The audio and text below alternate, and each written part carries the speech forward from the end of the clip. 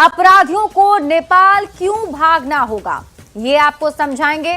दूसरी खबर आपको बताएंगे, लालू को नीतीश पर गुस्सा क्यों आता है। तीसरी खबर हम आपको बताएंगे, आरएसएस ऑफिस पर वार, कौन गुनहगार। चौथी खबर आज इस बुलेटिन में हम आपको समझाएंगे, मदरसे की आड़ में आतंक का नेटवर्क समझिए।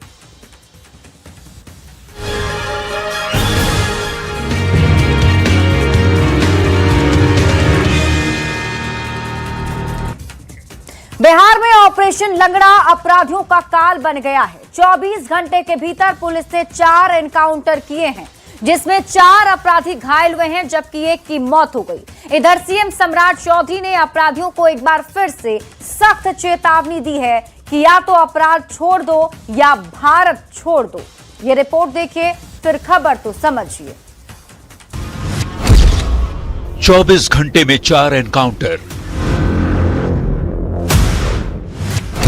एक की मौत, 4 घायल। अपराधियों को सीएम का संदेश, अपराध छोड़ो या देश। बिहार में ताबड़तोड़ हो रहे एनकाउंटर ने अपराधियों को सख्ते में डाल दिया है। 24 घंटे के भीतर 4 एनकाउंटर से अपराधियों में दहशत है। 16 जून गोपालगंज यूपी का शराब तस्कर किशन कुमार का हाफ एनकाउंटर। गया जी लूटकांड में फरार चल रहे 2 आरोपियों का हाफ एनकाउंटर। 17 जून मुजफ्फरपुर में कुख्यात अपराधी अमित कुमार सिंह का हाफ एनकाउंटर। आरा में पुलिस मुठभेड़ में अपराधी के पैर में गोली लगी, इलाज के दौरान मौत। पुलिस अपराधियों की गोली का जवाब गोली से देने में अब संकोच नहीं कर रही, क्योंकि बिहार के मुख्यमंत्री का साफ कहना है कि पुलिस के हाथ खोल दिए गए हैं और कानून हाथ में लेने वालों पर 48 घंटे में कार्रवाई हर हाल में होगी। सीएम सम्राट ने कहा, एक तरफ यूपी में बाबा हैं तो दूसरी तरफ पश्चिम बंगाल के दादा। ऐसे में अपराधियों को नेपाल भागना पड़ेगा। अपराधी के लिए कोई जगह नहीं है, अब तो नेपाल ही भागना पड़ेगा साथ, और बिना नेपाल के कोई उपाय नहीं। क्योंकि एक तरफ उत्तर प्रदेश में योगी बाबा है और बगल में बंगाल में शुभेंदु अधिकारी को दादा है, वहां बैठे हैं, और यहाँ सम्राट चौधरी बैठा है। कोई माई का लाल किसी भी कीमत पर बिहार में कानून के साथ खिलवाड़ नहीं कर सकता। तो सरकार का संदेश साफ है, या तो अपराध छोड़ना होगा या फिर बिहार। अगर नहीं तो पुलिस की गोली खाने के लिए तैयार रहें, क्योंकि बिहार में अब अपराधियों के लिए कोई जगह नहीं है। Bureau report, news 18। और अब आपको पूरी खबर समझाते हैं, क्योंकि सीएम सम्राट चौधरी ने एक बार फिर से सख्त चेतावनी अपराधियों को दे दी है। इसके मायने अब आप समझिए और पूरी खबर समझिए। देखिए, ऑपरेशन लंगड़ा के जरिए सरकार का संदेश क्या है, इसके मायने अब हम आपको समझाते हैं, क्योंकि लगातार ऑपरेशन लंगड़ा बिहार में जारी है। 16 जून यानी कि आज की तारीख 2 अलग अलग एनकाउंटर में 3 आरोपी घायल हुए। गोपालगंज में यूपी के शराब तस्कर किशन कुमार का हाफ एनकाउंटर किया गया। गया जी में लूटकांड में फरार चल रहे 2 आरोपियों का हाफ एनकाउंटर हुआ। अभी इन दोनों एनकाउंटर को 24 घंटे नहीं हुए थे कि 2 जगह और एनकाउंटर की खबर से अपराधियों में हड़कंप मच गया। 17 जून मुजफ्फरपुर कुख्यात अपराधी अमित कुमार सिंह का हाफ एनकाउंटर किया गया। आरा में पुलिस मुठभेड़ में अपराधी के पैर में गोली लगी और इलाज के दौरान उसकी मौत हो गई। अब आप पूरी खबर समझिए कि अब बिहार में ऑपरेशन लंगड़ा के तहत अब तक कितनी कार्रवाई हुई है। तो देखिए, 20 नवंबर 2025 से लेकर अब तक 27 से ज्यादा एनकाउंटर हुए हैं, जिसमें 7 अपराधी मारे गए हैं तो 21 से ज्यादा घायल हैं। अब सीएम सम्राट चौधरी की जो अपराधियों को सख्त चेतावनी है, उसे समझिए। सम्राट चौधरी ने कहा है, या तो बिहार छोड़ना होगा या फिर शमशान घाट जाना पड़ेगा। अपराध नेपाल भागे अपराधी, क्योंकि बंगाल में दादा हैं और यूपी में बाबा और बिहार में मैं यानी सम्राट चौधरी। अब सीएम सम्राट के बयान के मायने क्या हैं वो भी समझ लीजिए। तो देखिए, बिहार के एक तरफ पश्चिम बंगाल है, जहां बीजेपी के शुभेंदु अधिकारी सीएम हैं, दूसरी तरफ यूपी है जहां बीजेपी के ही योगी आदित्यनाथ सीएम हैं, तो बिहार में बीजेपी के ही सम्राट चौधरी मुख्यमंत्री हैं। तो सीएम सम्राट के बयान के मायने क्या हैं वो अब आप समझ लीजिए। बिहार के एक तरफ यूपी, दूसरी तरफ बंगाल है, दोनों राज्यों में बीजेपी की सरकार है और बीजेपी की सरकार में अपराधियों को उन्हीं की भाषा में जवाब दिया जाता है। बीजेपी शासित राज्यों में अपराधियों के लिए कोई जगह नहीं है और इसीलिए एक बार फिर से ये सख्त चेतावनी अपराधियों को मुख्यमंत्री सम्राट चौधरी ने दे दी है। बढ़ेंगे आगे और अब बात अगली खबर की कर लेते हैं। लालू प्रसाद बिहार की राजनीति में वैसे तो सक्रिय नहीं हैं, पर आज भी उनका एक बयान बिहार की राजनीति को गरमाने के लिए काफी है और अब की बार उन्होंने बयान दिया है अपने पुराने सहयोगी, अपने सबसे बड़े प्रतिद्वंदी नीतीश कुमार के खिलाफ। उन्होंने कहा कि लालू परिवार की सुरक्षा में कटौती से लेकर बंगले पर बवाल, ये सब कुछ नीतीश कुमार करवा रहे हैं। ये रिपोर्ट देखिए फिर खबर तो समझिए। और इधर सिक्योरिटी आप लोगों की खत्म कर दिया उन्होंने। नीतीश कुमार सब कुछ, नीतीश कुमार सब कुछ।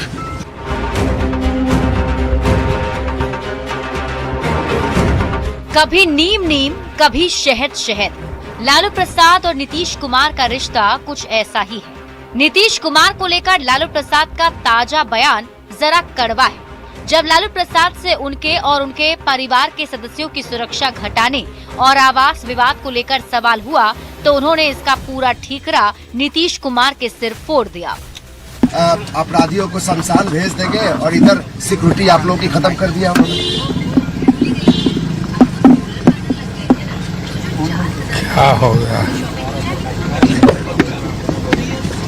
नीतीश कुमार सब कुछ, नीतीश कुमार सब कुछ, नीतीश कुमार सब कुछ। दरअसल एक दिन पहले ही पूर्व मुख्यमंत्री राबड़ी देवी ने सरकार को पत्र भेजकर 10 सर्कुलर रोड स्थित सरकारी आवास में रहने की अवधि बढ़ाने का अनुरोध किया था और साथ ही नए आवास में लालू प्रसाद के लिए अलग से कमरा बनाने की मांग की थी। इन सब के बीच लालू प्रसाद के इस बयान पर बीजेपी ने पलटवार किया है। लालू प्रसाद जी हर प्रशासनिक कार्रवाई में राजनीति और साजिश खोजने की पुरानी आदत से बाहर नहीं निकल पा रहे हैं। सरकारी आवास कोई निजी संपत्ति नहीं होता और उनके नियम और प्रक्रियाएं सभी के लिए समान है। सुरक्षा व्यवस्था भी एजेंसियों के आकलन के आधार पर तय होती है। सरकार का साफ कहना है कि बंगला बदलने से लेकर सुरक्षा में कटौती, सारी कार्रवाई सरकारी नियम के मुताबिक की जा रही है, पर लालू प्रसाद को इसमें नीतीश कुमार की साजिश नजर आ रही है। अब सवाल है कि आखिर लालू को नीतीश पर गुस्सा क्यों आता है। पटना से संवाददाता रवि एस नारायण के साथ ब्यूरो रिपोर्ट न्यूज़ 18। तो लालू प्रसाद के बस एक बयान ने बिहार की सियासत गरमा दी है। लालू प्रसाद ने ये बयान क्यों दिया, ये सब कुछ विस्तार से आपको समझाते हैं, आप पूरी खबर समझिए। लालू प्रसाद को नीतीश कुमार पर गुस्सा क्यों आता है, इसे आप समझिए। इस सवाल का जवाब समझने के लिए सबसे पहले आपको लालू प्रसाद और नीतीश कुमार का रिश्ता समझना पड़ेगा। छात्र राजनीति के दौर से ये दोनों साथ में नेता थे। 1990 में नीतीश कुमार के समर्थन से पहली बार सीएम बने लालू प्रसाद यादव। फरवरी 1994 में नीतीश लालू से अलग हो गए। फिर 2015 विधानसभा चुनाव में लालू प्रसाद और नीतीश कुमार फिर से साथ आ गए। 2017 में महागठबंधन से अलग होकर एनडीए में नीतीश कुमार शामिल हो गए और उसके ठीक बाद अगस्त 2022 में एनडीए का साथ छोड़कर लालू प्रसाद के साथ वापस आ गए। जनवरी 2024 में वापस एनडीए में नीतीश कुमार लौट गए। अब ताजा मामला समझिए। सुरक्षा में कटौती और राबड़ी आवास खाली कराने को लेकर लालू प्रसाद यादव से जब सवाल किया गया तो उन्होंने कहा कि ये सब कुछ नीतीश कुमार के इशारे पर हो रहा है। अब सवाल है कि लालू प्रसाद को क्या लगता है कि नीतीश कुमार ही ये सब करा रहे हैं। समझिए, लालू प्रसाद को नीतीश कुमार पर गुस्सा क्यों आता है। लालू प्रसाद को नीतीश कुमार के प्रति गुस्सा है। बीजेपी और नरेंद्र मोदी के कट्टर विरोधी हैं लालू प्रसाद। लालू प्रसाद ये मानते हैं कि नीतीश कुमार के कारण ही बिहार में बीजेपी की सरकार बनी।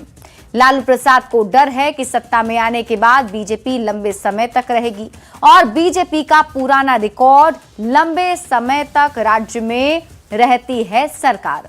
2020 के चुनाव में आरजेडी ने शानदार प्रदर्शन किया। तेजस्वी यादव के नेतृत्व में आरजेडी को 75 सीट मिली थी। 2022 में नीतीश कुमार के डिप्टी सीएम तेजस्वी यादव बने भी थे। लालू प्रसाद को उम्मीद थी कि उनके बेटे एक दिन सीएम बनेंगे, लेकिन नीतीश कुमार की बेवफाई के कारण लालू प्रसाद के बेटे सीएम नहीं बन सके। नीतीश की बेवफाई पर लालू प्रसाद को गुस्सा आता है और यही वजह है कि आज लालू प्रसाद ने ये बयान भी दे दिया। बढ़ेंगे आगे और बात अगली खबर की। रांची के चुटिया निवारणपुर स्थित आरएसएस कार्यालय पर हमला हुआ। हमला पेट्रोल बम से किया गया। हमले के बाद पूरे इलाके में दहशत का माहौल है। बीजेपी नेता ने इस मामले को लेकर जल्द कार्रवाई की मांग की है और ये हमला क्यों हुआ, किसने किया, ये सब कुछ आपको समझाएंगे, लेकिन उससे पहले ये रिपोर्ट देखिए।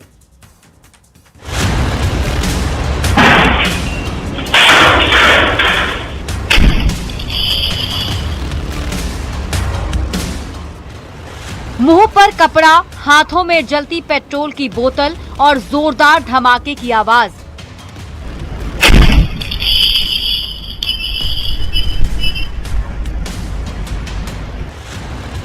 ये तस्वीरें हैं रांची के आरएसएस कार्यालय के बाहर की, जहां देर रात दो बदमाश एक ऐसी करतूत को अंजाम देते हैं जिसके बाद पूरे राज्य में हड़कंप मच जाता है। सीसीटीवी में कैद इन तस्वीरों को देखिए। ये दो बदमाश भागते हुए आरएसएस कार्यालय के बाहर आते हैं, फिर कुछ देर रुककर इधर उधर देखते हैं और फिर पेट्रोल से भरी एक बोतल में आग लगाकर वहां से फरार हो जाते हैं।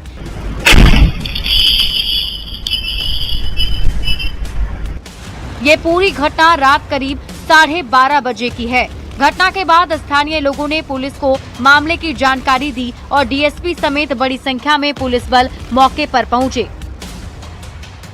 गंभीरता से लिया है इस केस को और लगातार हमारी बहुत सारी टीमें जो हैं वो इस केस पर वर्क कर रही हैं। कुछ हमें लीड्स मिले हैं, उन लीड्स पर भी हमारा काम जो चल रहा है। हमें उम्मीद है कि बहुत जल्दी इस कांड का हम लोग पूर्ण तरीके से उद्भेदन कर लेंगे। आरएसएस कार्यालय पर हुए इस हमले के बाद आरएसएस कार्यकर्ताओं और स्थानीय लोगों में चिंता का माहौल है। साथ ही घटना की जानकारी मिलते ही बीजेपी के तमाम नेता भी आरएसएस ऑफिस पहुंचे और दोषियों पर जल्द कार्रवाई की मांग की। इस तरह पेट्रोल बम से हमला करने का काम जिहादी मानसिकता के लोगों ने किया, उसकी मैं कड़ी भर्त्सना करता हूँ। मैं समझता हूँ कि पुलिस प्रशासन इसको गंभीरता से लेगी ताकि मामला कंट्रोल में आवे और तुरंत अपराधी गिरफ्त में आवे। आरएसएस कार्यालय पर हुए इस हमले ने पूरे राज्य में हड़कंप मचा दिया। घटना के पीछे क्या वजह थी, घटना को अंजाम क्यों दिया गया और घटना के पीछे कौन लोग थे, ये तो जांच पूरी होने के बाद ही सामने आएगा। लेकिन फिलहाल सवाल ये है, क्या ये हमला किसी बड़ी वारदात को अंजाम देने के मकसद से किया गया था? न्यूज़ 18 के लिए रांची से संवाददाता ओम प्रकाश और निरंजन सिंह की रिपोर्ट।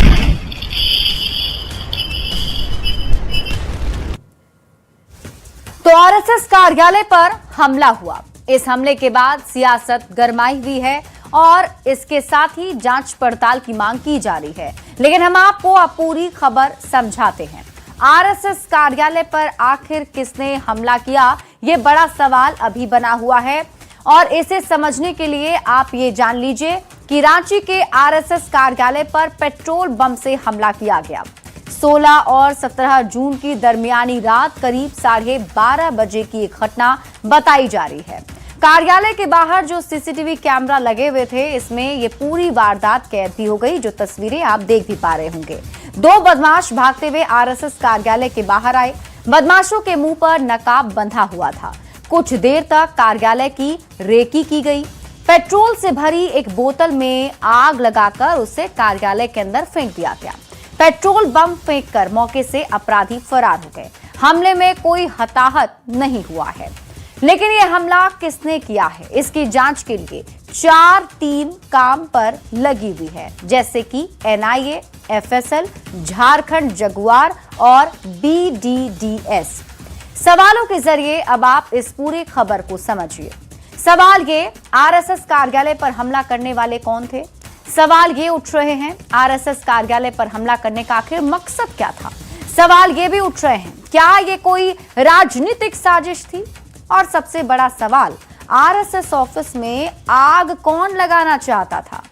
तो ये वो सवाल हैं जिनका जवाब तलाशने के लिए 4 अलग अलग एजेंसियां जांच कर रही हैं और जांच के बाद ही पूरा मामला साफ हो पाएगा। बढ़ेंगे आगे और अब बात कर लेते हैं मदरसे के गद्दार मौलाना इजहारुल हक की, जिससे पूछताछ के बाद एटीएस ने चौंकाने वाला खुलासा किया है। मौलाना पाकिस्तान हैंडलरों से नापाक कनेक्शन रखता था। इतना ही नहीं, वो देश के युवाओं को गुमराह कर अपना पूरा नेटवर्क फैलाने की साजिश रच रहा था। ये रिपोर्ट देखिए, फिर खबर तो समझिए। गद्दार मौलाना की देश विरोधी साजिश, वतन से दगा, सरहद पार वफादारी, पाक हैंडलर से नापाक कनेक्शन।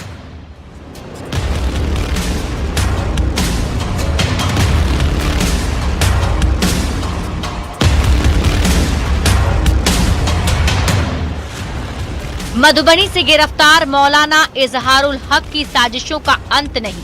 देश के खिलाफ गद्दारी उसके नस नस में था। चंद रुपए की लालच में वो पाकिस्तानी आकाओं के साथ बड़ा खेल खेल रहा था। मौलाना के दिमाग में नफरत इस कदर भरी थी कि उसने अपना ईमान और जमीर दोनों का सौदा कर लिया था। गिरफ्तार मौलाना इजहारुल हक की साजिशों के बारे में आप जानेंगे तो आपको भी नफरत होने लगेगी। एटीएस से पूछताछ में आतंकी इजहारुल हक ने बड़ा खुलासा किया है। सूत्रों के हवाले से खबर है, मौलाना मदरसे की आड़ में राष्ट्र विरोधी गतिविधियों में शामिल था। वो पाकिस्तान के हैंडलर्स के संपर्क में रहकर उन्हें भारतीय सिम कार्ड पहुंचाता था। यानी मौलाना इजहारुल हक की बड़ी प्लानिंग थी। वो देश को बर्बाद करने की नापाक साजिश भी रच रहा था। मधुबनी से ही उसने अपने आतंक का नेटवर्क फैला लिया था। अपनी मिट्टी से दगा करने और सरहद पार वफादारी करने वाले मौलाना अब हर वो राज उगल रहा है। मधुबनी में रहकर देश के खिलाफ बड़ी साजिश रचने वाले इस मौलाना के नेटवर्क के खुलासे के बाद लोगों के जहन में कई सवाल उठ रहे हैं। क्या मदरसा देश विरोधी साजिश का अड्डा बन गया है? न्यूज़ 18 के लिए मधुबनी से राकेश कुमार के साथ ब्यूरो रिपोर्ट। तो मौलाना की गिरफ्तारी के बाद कई बड़े खुलासे हुए हैं, क्योंकि बहुत कुछ उसने बताया है। क्या कुछ खुलासा हुआ है वो सब कुछ आपको समझाते हैं। कहां तक नेटवर्क फैला हुआ था, ये सारी जानकारी आपको देते हैं। अब आप पूरी खबर समझिए। 15 जून को मधुबनी से इजहारुल हक गिरफ्तार किया गया। एमपी पुलिस और बिहार एटीएस की संयुक्त टीम ने कार्रवाई करते हुए गिरफ्तारी की। पाकिस्तान की खुफिया एजेंसी के संपर्क के आरोप में गिरफ्तारी हुई है। मधुबनी के मोहरिया मदरसा में ये मौलाना आरोपी रहता था। एटीएस से पूछताछ में आतंकी इजहारुल हक का बड़ा खुलासा देखने को मिला है। मौलाना मदरसे की आड़ में राष्ट्र विरोधी गतिविधियों में शामिल था। पाकिस्तान के हैंडलर से सीधे संपर्क में इजहारुल हक था। पाकिस्तान के हैंडलर्स को ये भारतीय सिम कार्ड पहुंचाया करता था। और ये भी जानकारी है कि बिहार के अलग अलग जिलों से सिम खरीदता था। फर्जी पहचान पत्रों और आधार कार्ड का इस्तेमाल करके ये सिम खरीदता था। इस सिम कार्ड्स को नेपाल के एजेंट के जरिए पाकिस्तान भिजवाता था और सिंडिकेट को चलाने के लिए खुद ये कई बार नेपाल भी गया था। इनक्रिप्टेड मैसेजिंग प्लेटफॉर्म्स और गूगल मीट से मीटिंग करता था। युवाओं को भी आतंकी गतिविधियों से ये मौलाना जोड़ रहा था। देश को बर्बाद करने की नापाक साजिश रच रहा था। क्या मदरसा देश विरोधी साजिश का अड्डा बन गया है? ये जरूर बड़ा सवाल अभी बन गया है। और